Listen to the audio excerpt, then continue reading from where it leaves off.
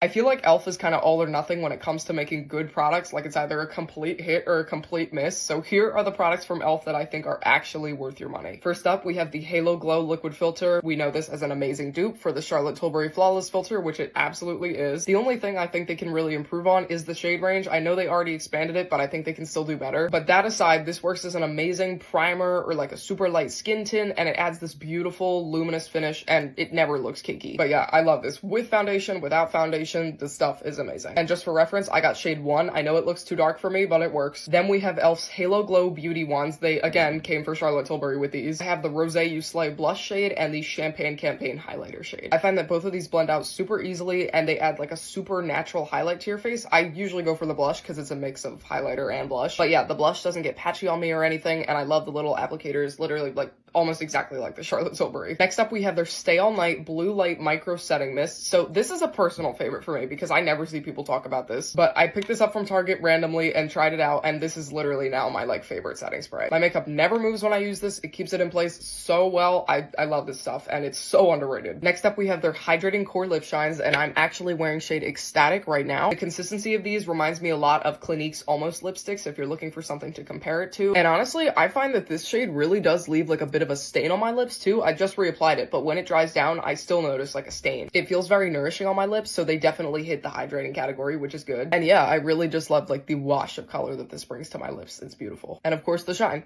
can't forget. Next up, we have their Brow Lift, and like a lot of e.l.f.'s products, I do not think this should be as cheap as it is because it's so good. I used this again yesterday and it kept my brows in place all day. I seriously love this stuff so much, and it's a great dupe for the Anastasia Beverly Hills Brow Freeze. I love the Brow Freeze, but this is like literally the exact same thing, and it's what, $7? Next up, we of course have the new Camo Liquid Blushes. I already made 2 videos with these, and I have to say the pigment is incredible. I love the dewy finish, and these blended out so well on me. I use a technique where I put them on the back of my hand and then take a brush and blend them into my face, and I find that it's so much easier than just dotting the product on my face. And when I do that, I get like zero patchiness. These go on so seamlessly. And last but not least, their Glow Reviver lip oils, which I again clearly love. These were meant to be dupes for the Dior lip oils, but they definitely are way better than the Dior ones. The color's pretty sheer on the tinted ones, but I love the slight tint that it gives my lips. I like that it's not overpowering. These also have a bit of a minty scent to them. They feel super nourishing on my lips, and I love the applicators. I gotta show you. I know you can kind of see it through the bottle, but the doe foot on these is just perfection. So soft, exactly what a lip oil should have. These are my ride or dies.